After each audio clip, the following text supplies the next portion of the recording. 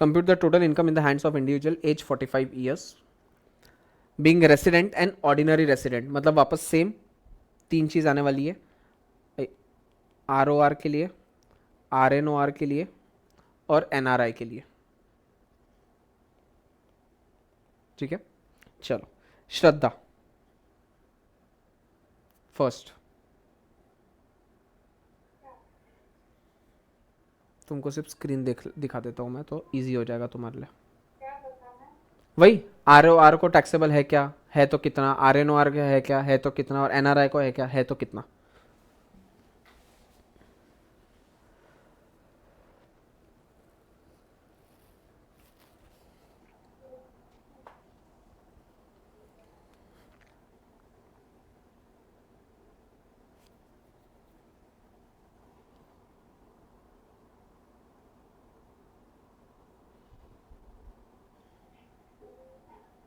श्रद्धा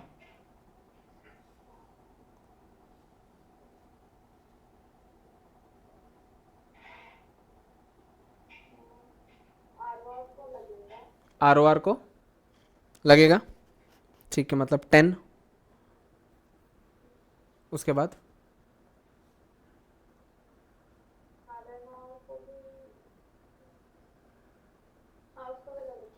RNOR को भी लगेगा 10। ओके,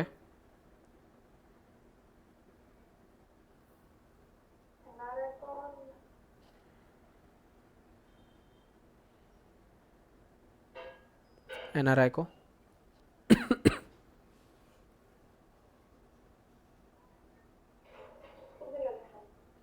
10। ठीक है, इसके अलावा और किसी को कुछ आंसर है कि सर ये नहीं, ऐसा नहीं, ऐसा होना चाहिए था, वैसा नहीं, ऐसा होना चाहिए था, ऐसा कुछ है किसी को? तेरा है? कुछ और चाहिए तेरे को आंसर इसके जगह? क्या चाहिए तेरे को आंसर इसके जगह? 5000 चाहिए एनआरआई की। NRI को 5000 चाहिए। अच्छा ओके, और कुछ चेंज करूँ? अच्छा, RNOR को भी 5 चाहिए। ओके, ठीक है, और कुछ? वंशिता, तेरे हिसाब से 10 10 5 होना चाहिए था। मुझे आर का नहीं पता, नॉन रेसिडेंट को 5 चाहिए बस। RNOR का क्या होना चाहिए? तेरा बोलना, सही गलत जाने देना, गलती करना चलेगा।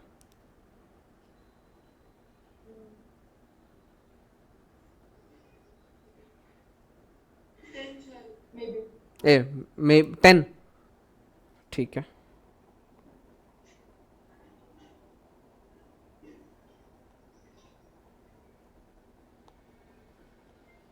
कितना है? 10 कैसे आ सकता है? क्या मेरे 10,000 की पूरी कमाई इंडिया से कनेक्टेड थी?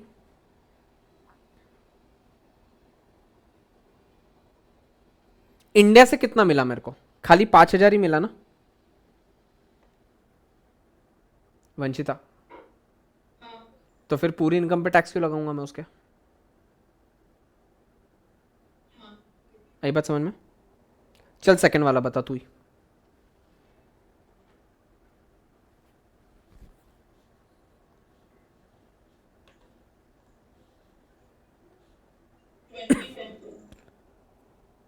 2010 20 क्या ही गंदा, 20 10 10। इसके अलावा कोई आंसर है किसी का? 20 10 10 इसके अलावा कोई आंसर है किसी और का? सर 2010 20 आएगा ना।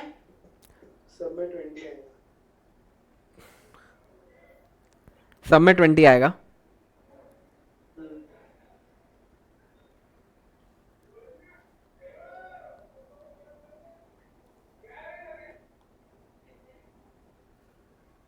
कितना है?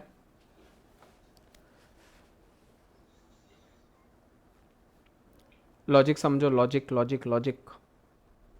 नहीं समझा मुझे। नहीं समझा? ओके, मेरे को एक बात बताना, मेरा बिजनेस कहाँ से है? तो भाई साहब, जब बिजनेस चेन्नई में है तो कहीं से भी मिलो, इंडिया से कनेक्शन नहीं हुआ क्या?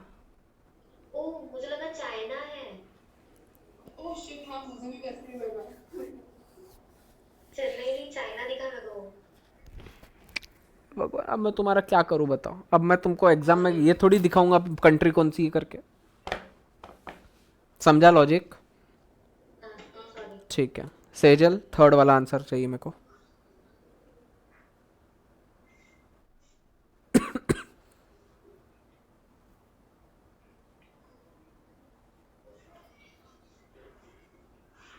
सर ROR को लगेगा 20,000।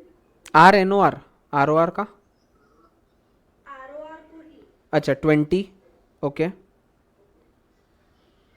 देन। RNOR को भी लगेगा 20,000 ओके, एंड NRI को भी 20,000। 20 20 20। हाँ। बराबर।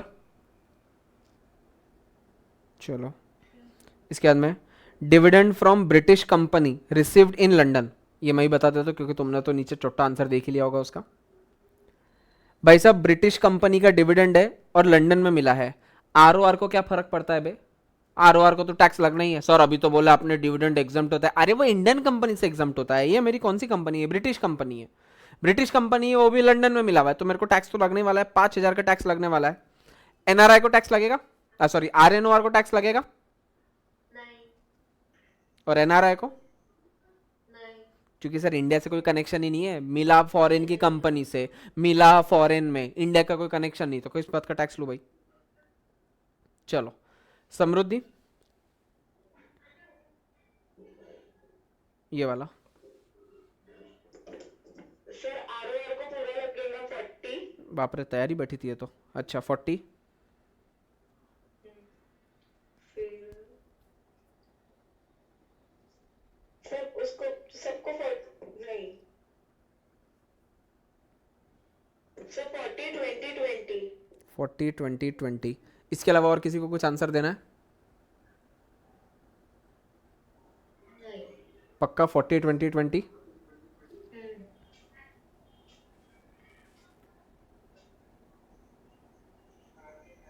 सर NRI को नहीं लगेगा। एनआरआई को नहीं लगेगा? क्यों? क्या उसको इंडिया में कुछ भी पैसा नहीं मिला? मिला।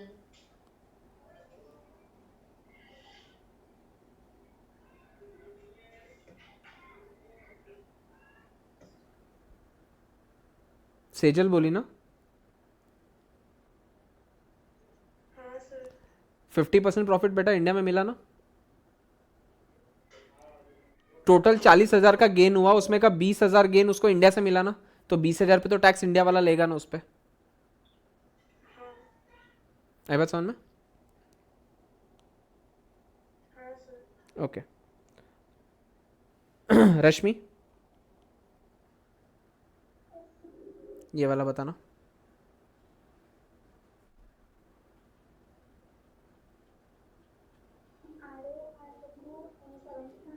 हम्म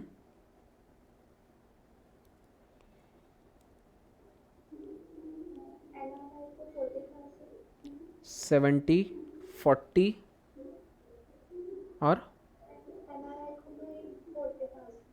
70 40 40। इसके अलावा और किसी को कुछ आंसर देना है?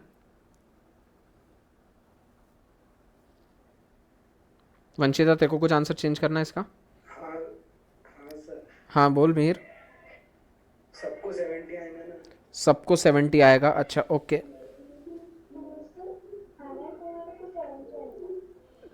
क्या क्या? आर को मतलब तेरा आंसर है 70 70 40। अच्छा, और इसके अलावा एक आंसर ये था, एक आंसर था 70 70 70। और इसके अलावा कोई आंसर?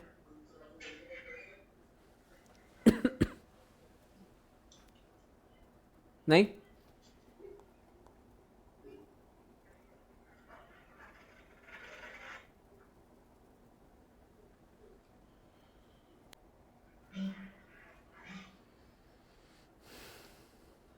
समझा क्या मिहिर?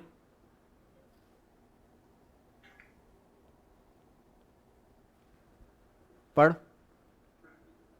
हाँ भाई साहब, RNOR का बिजनेस इंडिया में होना चाहिए, और NRI का सिर्फ वही टैक्सेबल होता है जो इंडिया से कनेक्टेड हो। इंडिया से कनेक्टेड खाली इसका 40,000 था, बराबर। चलो, उसके बाद में वंशिता।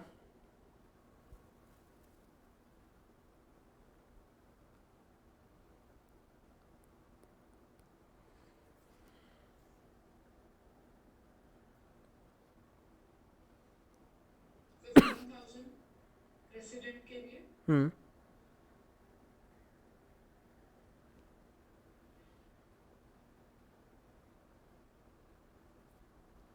बाकी दोनों के लिए कुछ भी नहीं।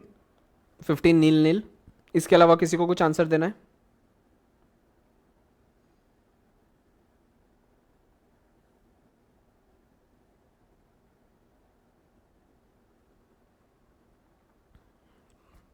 बता भाई, वंशिता।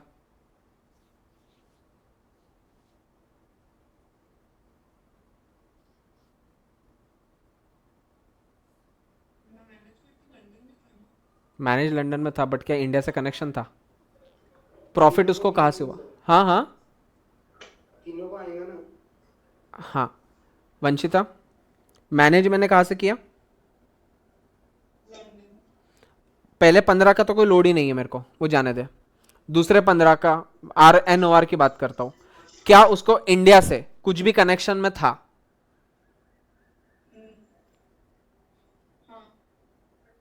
तो अगर इंडिया से कनेक्शन है, मैनेज मैंने कहीं से भी किया, मैं Amazon सपोज है, सपोज Amazon है, Amazon बिजनेस करता है इंडिया में, जबकि मैनेज पूरा करता है US में, तो क्या इंडियन Amazon को टैक्स नहीं लगने वाला है?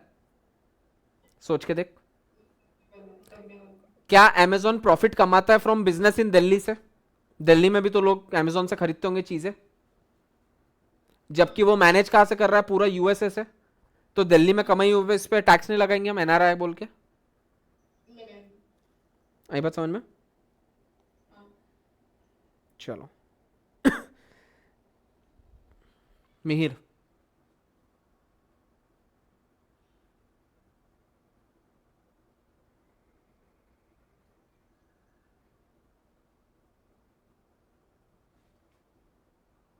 सर ये कंप्यूटेड क्या लिखा है?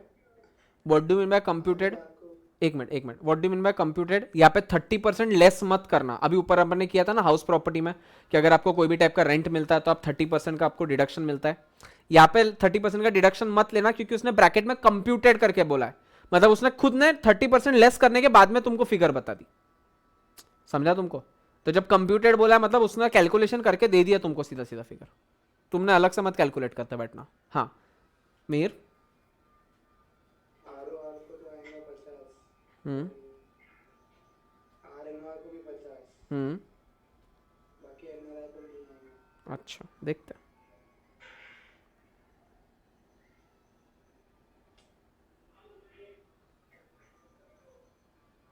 ROR को आया, समझ में आता है।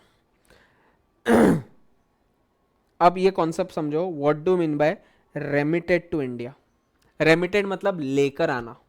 इट्स लाइक एक पॉकेट से निकाल के दूसरे पॉकेट में डाल रहे हो, तो ये इनकम थोड़ी हुई। रेमिटेड का मतलब होता है, रेमिट करना मतलब सिर्फ ट्रांसफर करना, मतलब मेरे पास में जो लंदन का बैंक में जो पैसा पड़ा था वो पैसा मैंने उठा के इंडिया के बैंक में डाल दिया। इंडिया के बैंक में डाला मतलब इंडिया में लेकर आया, इंडिया के बैंक में भी नहीं डाला। हो सकता है मैंने स्टैंडर्ड चार्टर्ड बैंक से डाला हो। अब स्टैंडर्ड चार्टर्ड बैंक का तो अपना इंडिया में ब्रांच भी है, तो स्टैंडर्ड चार्टर्ड उसके ऊपर इनकम टैक्स थोड़ी लगा लेगा। भाई साहब मैं कल तक वहां रहता था, अब मैं यहाँ रहता हूँ, तो जो पैसा मैंने वहां पे इनकम टैक्स अर्न किया था उस पर ऊपर टैक्स पे कर दिया था, वो पैसा मैंने एक बैंक से दूसरे बैंक में डाल दिया। ऐसा समझ लो सीधा सीधा कि तुम्हारा एक कोटक महिंद्रा बैंक का अकाउंट है और एक एक्सिस बैंक का अकाउंट है, तो कोटक महिंद्रा बैंक के अकाउंट से तुम उठा के एंट्री डालते हो एक्सिस बैंक में, तो तुमको इनकम टैक्स लगता है क्या? क्योंकि वो रेमिटेंस होता है।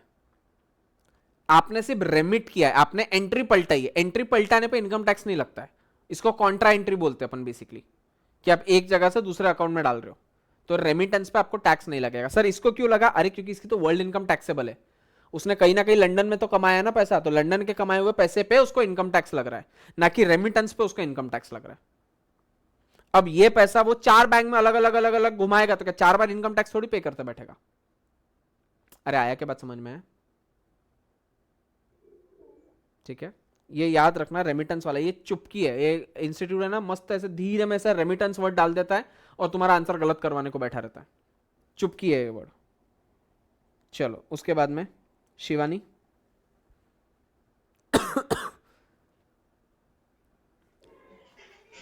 यही है ना sir, interest on debentures. Hmm 12,000 ROR को। हम्म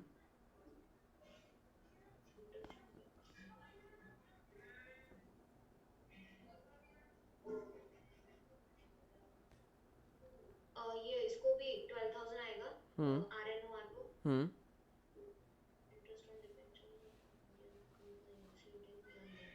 और इसको भी 12,000 आएगा। 12 12 12।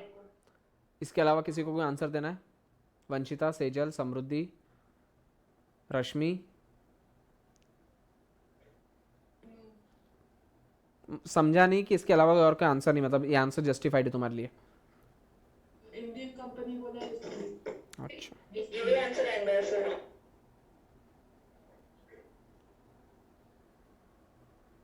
ठीक है, चलो समृद्धि।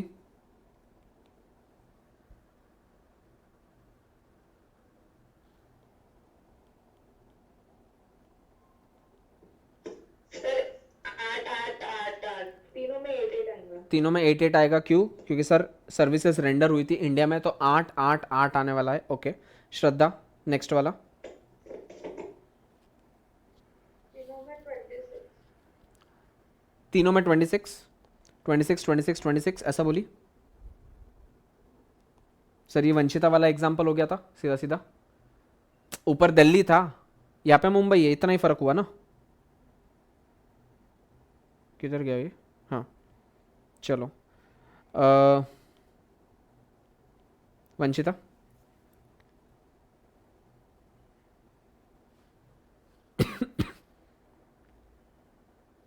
16 मिल। ओके मिहिर, सॉरी शिवानी, उसके नीचे वाला।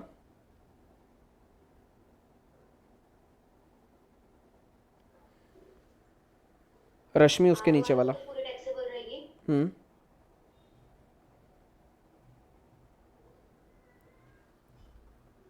दोनों में नील आएगा। अच्छा ओके रश्मि, लास्ट वाला।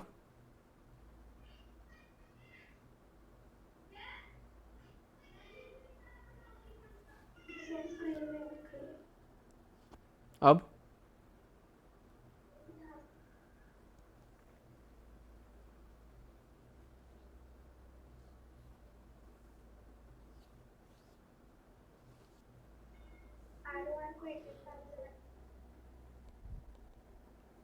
और 18 और अच्छा, मतलब 18 डैश डैश बोली तू, मतलब 16 5 और 8, बस फर्स्ट आर ओ आर को आ रहा है, बाकी तीनों में किसी को कुछ नहीं आ रहा ठीक है सर, बीच वाले में किसको नहीं आएगा?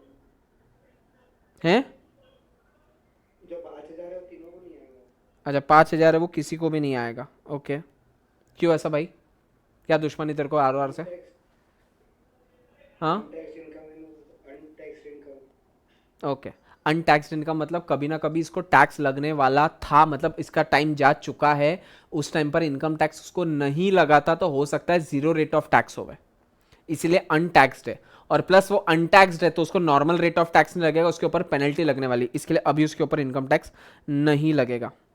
16 डैश डैश 18 डैश डैश और यहाँ पे जो तुम्हारा 5 था, ये गलती किया वो अच्छा था, ये याद रखना कि अनटैक्स्ड प्रॉफिट है, इसके लिए उसके ऊपर अभी टैक्स नहीं लगाएंगे, उसको एंड ऑफ द ईयर में, असेसमेंट ईयर में अपन कैलकुलेट करेंगे, इसको अभी के लिए छोड़ देना। चलो यहाँ तक के लॉजिक सही बैठे।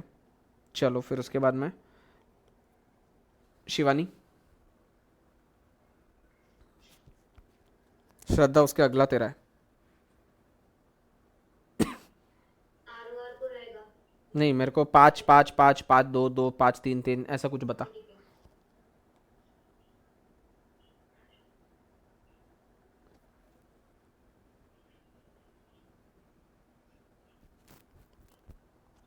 पाँच पाँच पाँच आएगा सर। 5 5 5 कुछ आंसर चेंज करना है किसी को?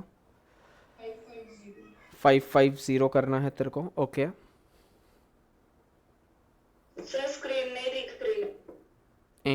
स्क्रीन तो सामने ही है मेरे।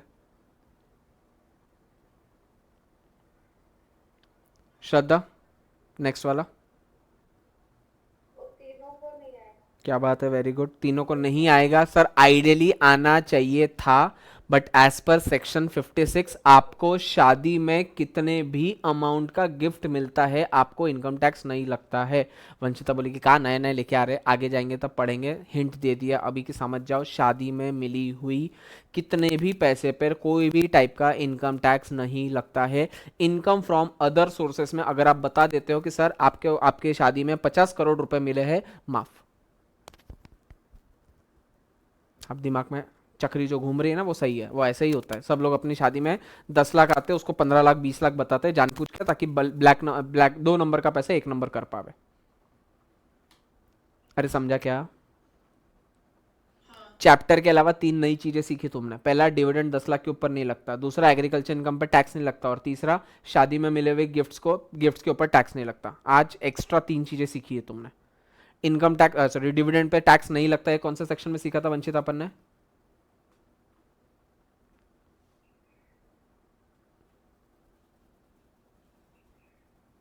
वंशिता, ओ वंशिता, तू है गई?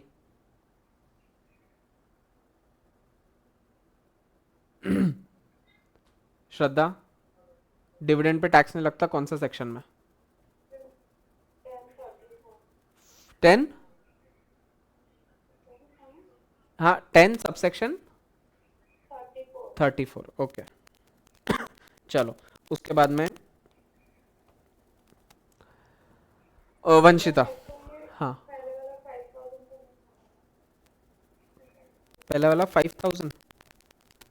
अच्छा अच्छा, वो अपन ने देखा ही नहीं अभी तक, सॉरी।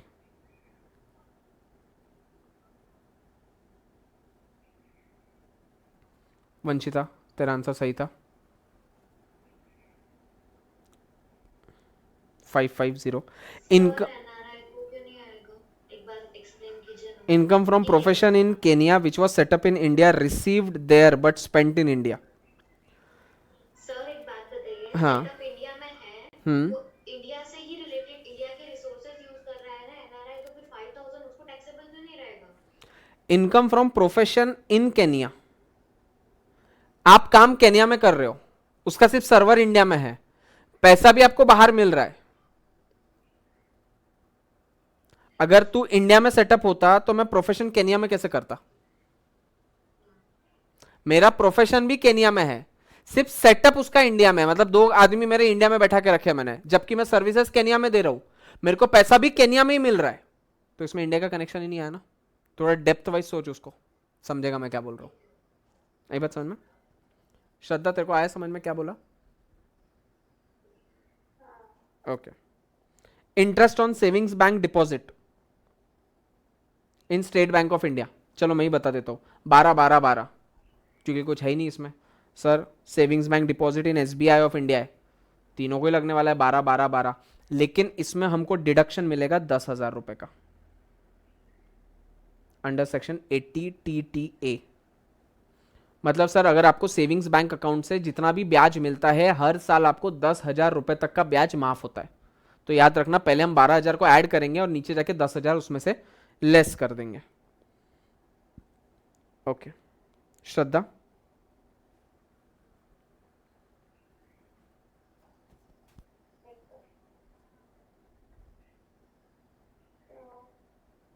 तीनों को भी 20%। कैसा मरना पसंद करेगी तू, गला घोट के या पानी में डूब कर? अरे, income from business in Russia, control from Russia, तो पहले को लगा समझ में आता है। आर एनआरआई को क्यों पैसा लगा रही है तू? RNR को क्यों पैसा लगा रही है तू? है? अरे, रशिया रशिया इंडिया में नहीं आता है। मैंने हाँ, आरए वो तो क्या आएगा? 2000।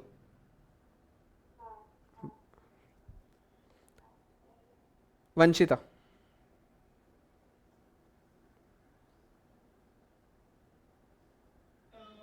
वैसे लॉजिकल तो सबको लगना चाहिए, लेकिन exact income under which section?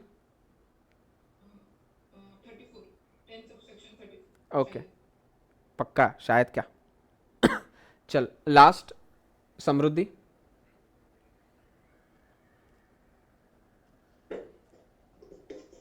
Sir तीनों में भी नहीं आएगा। Under which section?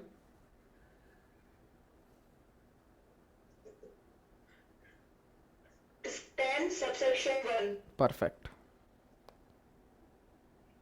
ये देखिए ऊपर 12 12 12 ऐड किया, नीचे जाके अंडर सेक्शन 80 टीटीए 10,000 10,000 10,000 लेस कर दिया। आई बात समझ में? तो सर आज हमने 4 एक्स्ट्रा चीजें सीखी चैप्टर के अलावा। पहले तो चैप्टर में हमने ये सीखा कि 2 सेक्शन होते हैं, सेक्शन 6 और सेक्शन 9। सेक्शन 6 में सर हमने सीखा रेसिडेंट और नॉन रेसिडेंट। सर रेसिडेंट और नॉन रेसिडेंट के लिए हमको पहले ये समझना पड़ेगा कि कितने टाइप के असेसी होते हैं। तो सर पहला होता है इंडिविजुअल, दूसरा होता है एचयूएफ, तीसरा होता है पार्टनरशिप फर्म, चौथा होता है कंपनी। इंडिविजुअल में सर 3 हो सकते हैं, रेसिडेंट, नॉन आरएनओआर और एनआरआई। एचयूएफ में भी ये सब हो सकते हैं। इन दोनों में सर या तो रेसिडेंट होंगे या तो नॉन रेसिडेंट होंगे। सर रेसिडेंट और नॉन रेसिडेंट बनने के लिए आपको 2 बेसिक में से कोई भी एक कंडीशन फुलफिल करनी है। पहली, आपने करंट ईयर में 182 डेज रहना चाहिए, नहीं तो करंट ईयर में 60 डेज और पिछले 4 सालों में 365 दिन रहना चाहिए। इन दोनों में से अगर आप कोई भी एक कंडीशन को फुलफिल कर लेते हैं तो बधाई हो, आप रेसिडेंट बन जाते हो। उसके बाद में अगर आपको आरओआर बनना है तो आपको 2 एडिशनल कंडीशन है जो दोनों की दोनों फुलफिल करनी पड़ेगी, जो कि है पहली 10 में से पिछले 2 साल में आप कम से कम 10 में से कम 2 साल रेसिडेंट होने चाहिए, और सेकंड पिछले 7 साल में से 730 दिन आप इंडिया में रहने चाहिए। अगर आप दोनों कंडीशन फुलफिल कर जाते हो तो आप आरओआर बन जाते हो। दोनों में से कोई भी एक करते हो या दोनों भी नहीं कर पाते हो तो आप आरएनओआर बन जाते हो। और अगर आप बेसिक में से कोई भी एक कंडीशन फुलफिल नहीं कर पाते हो तो आप एनआरआई बन जाते हो। यहां तक बराबर? अरे म्यूट हटाओ तुम्हारा सबका। यहां तक बराबर है क्या? आखिरी के 10 मिनट है चैप्टर के, अभी म्यूट हटा दो तुम्हारे। ठीक है। उसके बाद में सर हमने देखा था इसके आते हैं 3 एक्सेप्शन। पहला आता है स्वदेश, पहला आता है रुस्तम, मतलब फॉरेन इंडियन इंसान जो foreign as a cruise ship member जाता है। सेकंड, स्वदेश, इंडिया का कोई इंसान फॉरेन में जॉब या बिजनेस के लिए जाता है। या फिर थर्ड, ऐसा इंसान जो पीओआई हो, पर्सन ऑफ इंडियन ओरिजिन हो, जो इंडिया में आया हो फॉर सम विजिट। इसके लिए बेसिक कंडीशन 2 में से एक फुलफिल करने के लिए है ही नहीं, उसको दूसरी कंडीशन फुलफिल आती ही नहीं। उसको तो रेसिडेंट बनने के लिए सिर्फ एक ही कंडीशन फुलफिल करना पड़ेगा, जो है 182 डेज वाली। अगर वो करता है तो रेसिडेंट, नहीं करता है तो नॉन रेसिडेंट। सर ये बात खत्म हो गई इंडिविजुअल के लिए, तो क्यों ना इंडिविजुअल को हम डिलीट कर दे। अब बात करेंगे सर एचयूएफ की। एचयूएफ की बात करते हैं सर, तो एचयूएफ में ऐसा होता है कि अगर आपको रेसिडेंट बनना है तो आपके एचयूएफ का जो प्लेस ऑफ इफेक्टिव मैनेजमेंट है वो सब इंडिया में होना चाहिए, नहीं है तो आप नॉन रेसिडेंट बन जाते हो। सर रेसिडेंट अगर आप बन जाते हो तो आरओआर बनने के लिए आपको यह देखना पड़ेगा कि आपका कर्ता क्या करता है। अगर आपका कर्ता आरओआर है तो आपका एचयूएफ आरओआर है, अगर कर्ता आरएनओआर है तो आपकी एचयूएफ आरएनओआर है। सर एचयूएफ भी खत्म हुआ। तीसरा, पार्टनरशिप फर्म। पार्टनरशिप फर्म के बारे में यही बात करेंगे कि सर आपका प्लेस ऑफ इफेक्टिव मैनेजमेंट कहां पे है। आपका कंट्रोल एंड अफेयर्स इंडिया में है, आप इंडियन पार्टनरशिप फर्म हो, फॉरेन हो, आप नॉन रेसिडेंट बन गए। सर पार्टनरशिप फर्म भी खत्म हुआ। कंपनी के बारे में बात करते हैं सर, अगर आप इंडियन कंपनी हो तो आप ऑटोमेटिकली रेसिडेंट हो। सर आप इंडियन कंपनी नहीं हो लेकिन आपका poem that is place of effective management आपका इंडिया में है तो आप रेसिडेंट हो गए, नहीं है तो आप नॉन रेसिडेंट बन गए। सर बात खत्म। ये हमारा हो गया सेक्शन 6। उसके बाद में देखा सर सेक्शन 9। सेक्शन 9 में बताया था 3 लोगों के बारे में, आरओआर, आरएनओआर, एनआरआई। सर आरओआर की तो वर्ल्ड इनकम टैक्सेबल है, आरएनओआर की सर वो वाली इनकम टैक्सेबल रहेगी जिसका बिजनेस वो इंडिया से कर रहा हो। तीसरा, एनआरआई, वो इनकम टैक्सेबल रहेगी जिसका कनेक्शन इंडिया के साथ में हो। अगर ऐसा रहा तो सेक्शन 9 के तहत जाएगी। सर ये हो गया हमारा आज का चैप्टर। इसके साथ में हमने देखी 4 नई चीजें, जिसमें का एक था कि सर अगर आपको किसी प्रकार का भी डिविडेंड इनकम मिलता है तो it is exempted under section 1034 which is exempted up to 10 lakh rupees. दूसरा, सर अगर आपको किसी भी प्रकार की एग्रीकल्चरल इनकम होती है at any amount of time, any point of time और एनी अमाउंट की होती है तो it is exempted under section 10 subsection 1। तीसरा हमने देखा सर अगर आपको शादी में कोई भी प्रकार का गिफ्ट मिला है तो it is 100% exempted under section 56। और चौथा क्या देखा था लास्ट? हाँ, आपको अगर सेविंग्स बैंक अकाउंट का कोई भी इंटरेस्ट अगर मिलता है तो it is exempted up to 10,000 rupees under section 80 TTA। ये आज का सेशन का पूरा समरी था। इसके अलावा कुछ छोड़ दिया अपन ने, या कुछ नहीं समझा है, कुछ पूछना है, कुछ बताना है, ऐसा कुछ है तो अभी के अभी बता दो।